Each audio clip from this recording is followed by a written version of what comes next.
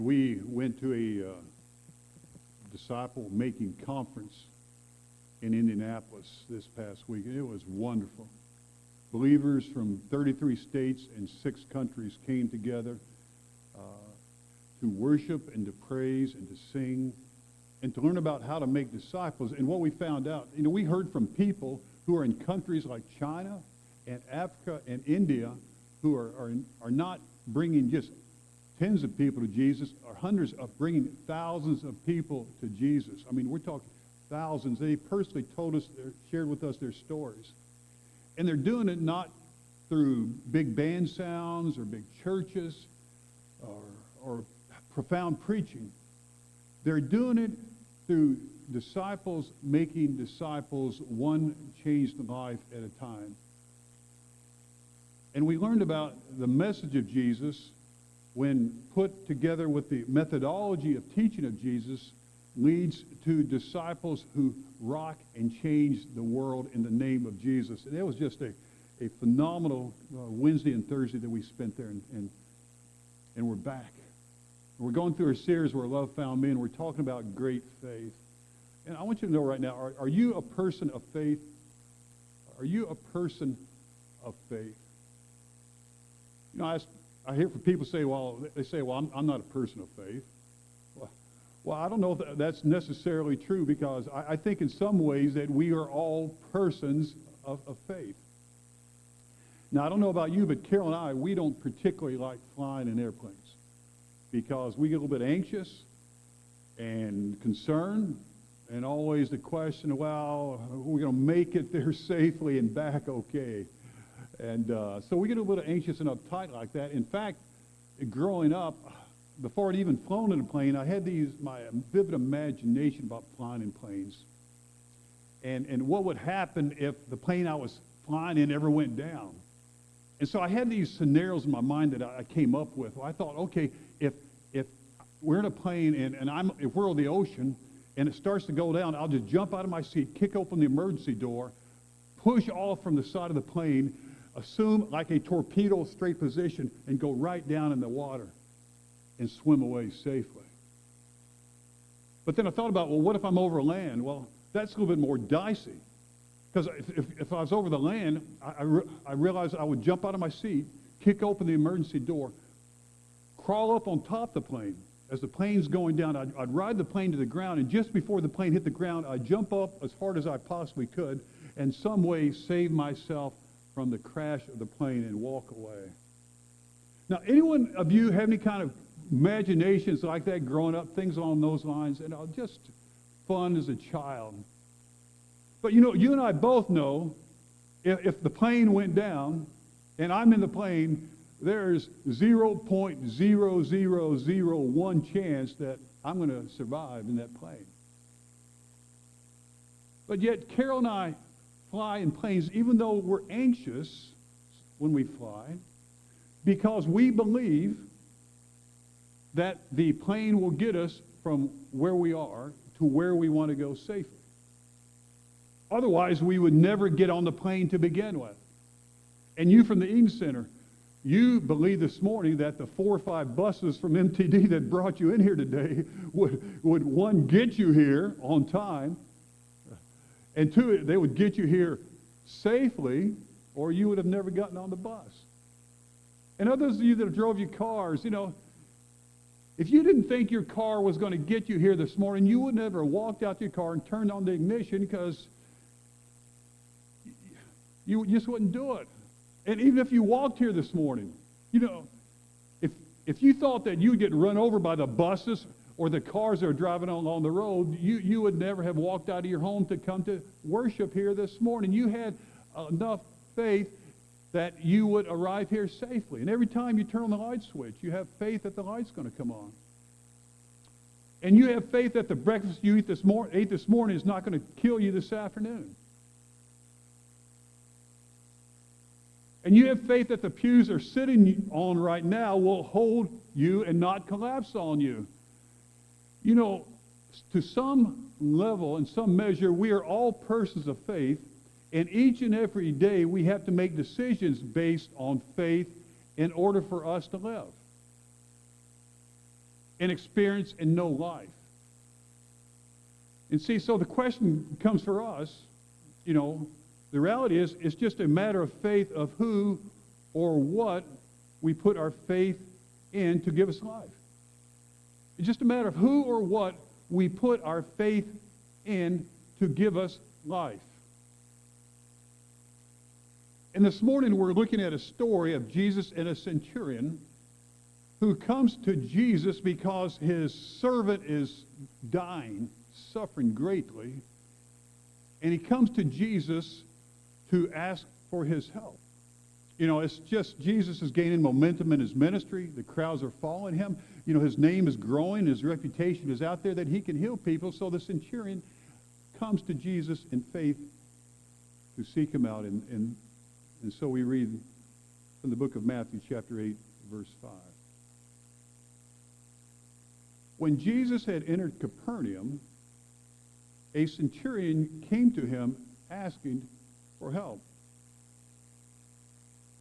The only time in Scripture we have recorded that the centurion seeks Jesus out. He seeks Jesus out asking for help. Isn't it amazing? Isn't it amazing that most people we read in the Bible who are coming to Jesus are coming to ask help from Jesus and not wanting to help Jesus? You know anybody in your life like that? That the only time they call you is because they need something, and the only time they text you is because they want something. And every time you see their number, you think, oh no, what is it that they want now? And so you pick up your cell phone, you start talking to them, and they don't ask how you are doing. They tell you how they are doing, and they're usually not doing very well because they need your help with whatever is going on in their lives. And here we have this centurion come to Jesus asking for help. And he says, Lord, my servant lies at home paralyzed and in terrible suffering. Now, this is really strange in and of itself because centurions normally did not care about their servants at that point in time in history. A servant was like a slave. And a slave was a piece of property. It was an object. And he's a centurion.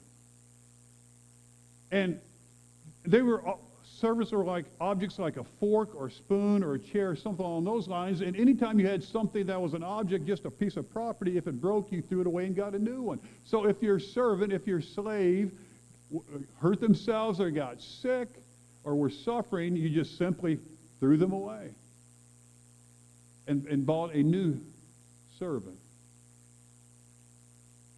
How inhuman can we be?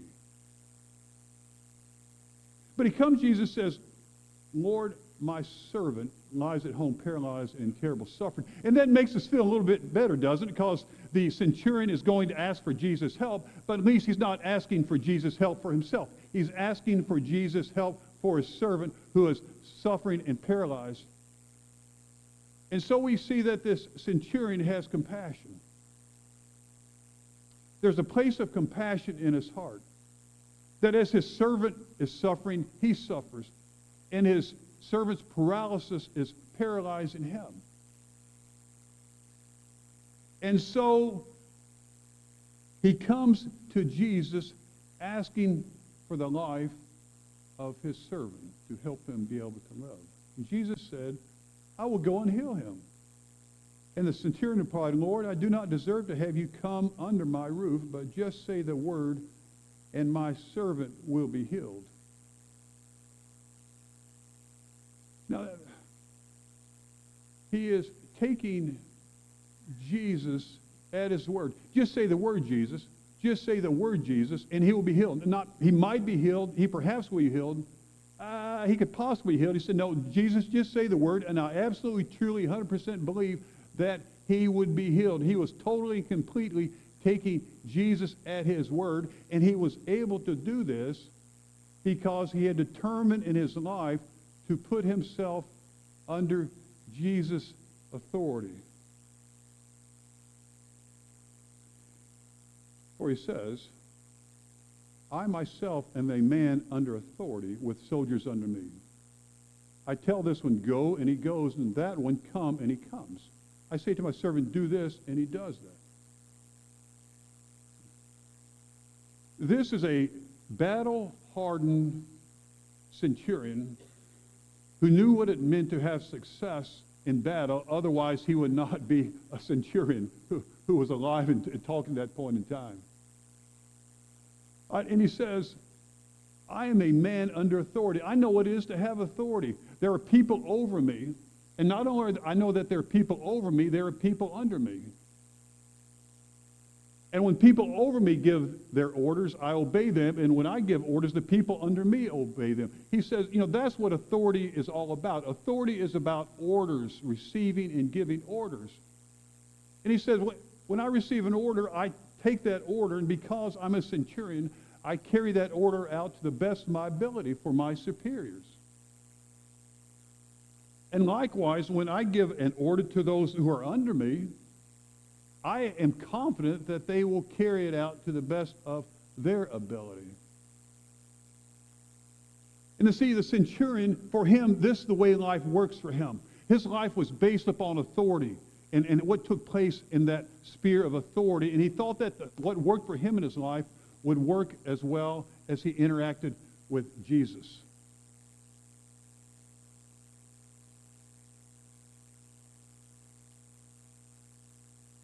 I myself am a man under authority with soldiers who are under me. And we know that this is true, that he functions on authority because of what he says and how he acknowledges the place of Jesus. Notice, he says, verse 6, Lord. And again in verse 8, Lord. Lord, Lord. Lord means the owner of, the master, the one who is in charge. He had already made the decision in his life to place himself under Jesus' authority. And because he placed himself under Jesus' authority, he was able to take Jesus at his word, and therefore whatever Jesus said would happen, whatever Jesus said needed to take place, it would take place. He placed him under Jesus' authority and says, Lord. But Jesus did not force his authority on the centurion. He did not twist his arm and say, hey, centurion, you have to acknowledge my authority. The centurion chose of his own free will to place himself under Jesus' authority and to live his life in that fashion. And see, as it was true for the centurion, it's true for us.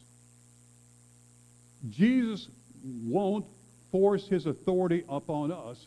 Jesus patiently waits for us to give him authority over us. He won't force his authority upon us. He waits for us patiently to give him authority over us. But giving another person authority is awfully hard for us human beings because we believe our lives are our lives, to do with as we see fit. Our lives to make the decisions that we want to make. Our lives to go the place we want to go. Our lives to do what we want to do. Our decision, because it's our lives, to become the person that we feel like we need to become. They're our lives. But when we place ourselves under another's authority, we are essentially saying to this other person that we will do what you want us to do. We will go where you want us to go. We will spend our time the way you want us to spend it. And with your help, we will become the person that you have called us and created us to be.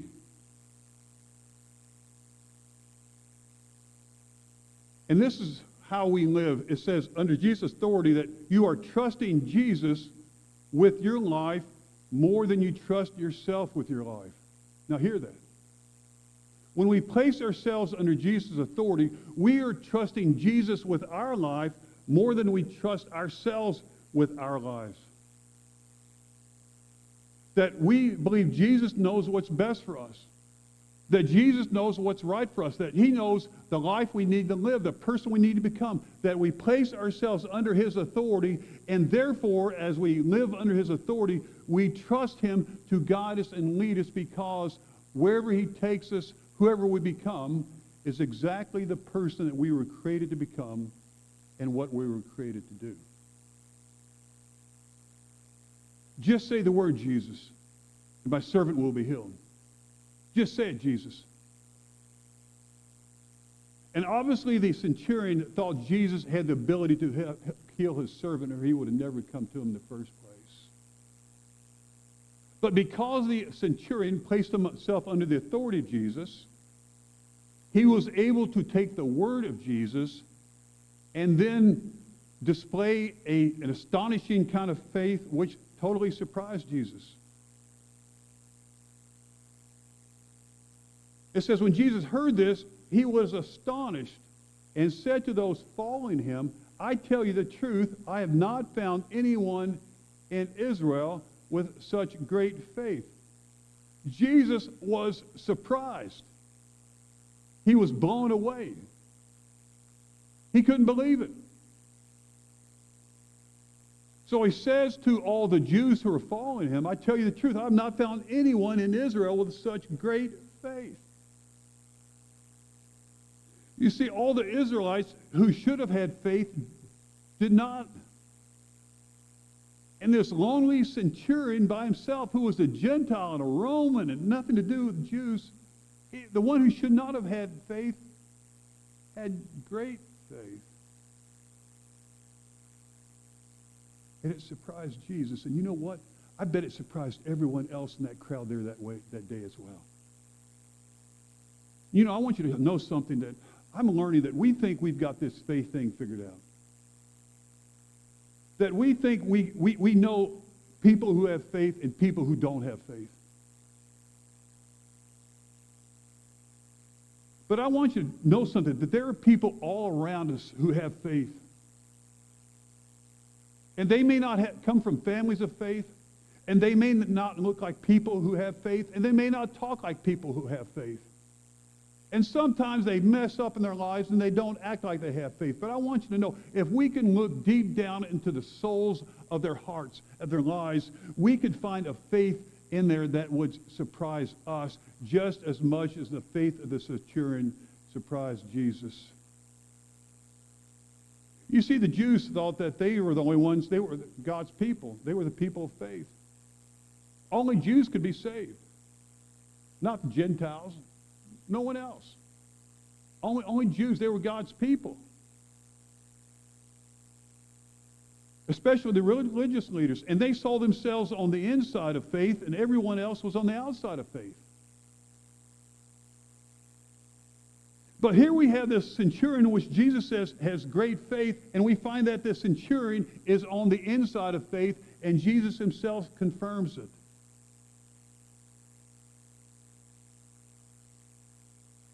And it's to the point that he says, I've not found anyone in Israel and anywhere else with such great faith. And I say to you that many will come from the east and the west and will take their place at the feast with Abraham, Isaac, and Jacob in the kingdom of heaven. But the subjects of the kingdom will be thrown outside into the darkness, where there will be weeping and gnashing of teeth. Then Jesus said to the centurion, Go, it will be done to you just as you believed it would. And the servant was healed at that very hour. See, there was a reason that the centurion came to Jesus that day. There was something in his life that was broken that he could not fix. His servant was suffering. He could not do anything about the suffering. His servant was paralyzed, and he could do nothing about the paralysis. He was helpless to do anything at all to help his servant get better. So he comes to Jesus, the only one that he believed and had faith that could help him, and Jesus did, and his servant was healed at that very hour.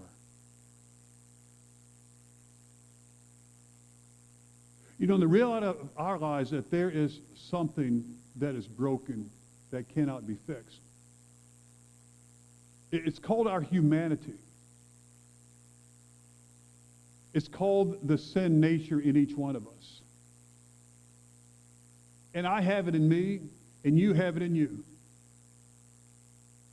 And there's not a thing that I can do or you can do to make it right and to bring healing to it. Only Jesus can do that. Only Jesus can help us to be the man he's created us to be. Only Jesus can help us become the woman he's created us to be. Only Jesus can help us deal with this sin issue which separates us from God. And when he died on the cross, he forgave us of our sins so that this relationship that separated us from God could forever be healed, and we could have a relationship with God for now and for all eternity.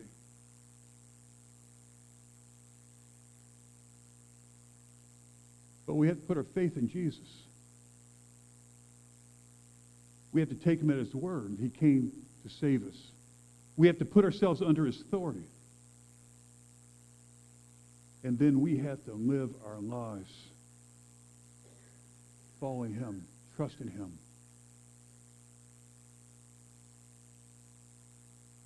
That he would give us the life that we were created to live and become the people that we've been created to be.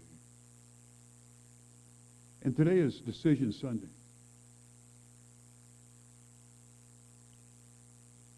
We set aside one Sunday each month. You know, each week we talk about following Jesus and making decisions for Jesus. But we set aside one Sunday each month where we become very intentional and very focused on what we believe God is calling us to do.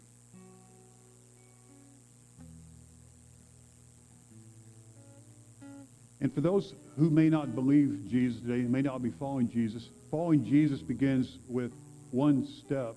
A first step is giving your life to Jesus. It's to say, Jesus, I confess the sins of my past. I confess the brokenness of my humanity. I confess everything that I've done wrong in my life. Jesus, I just confess those things. And it's confessing the sins of our past. And then receiving Jesus' forgiveness in our present. And say, Jesus, I receive your forgiveness.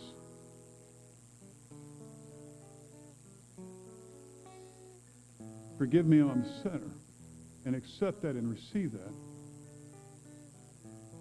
And then saying that, give Jesus your life. And Jesus, I will give you my life, and I will follow you into my future.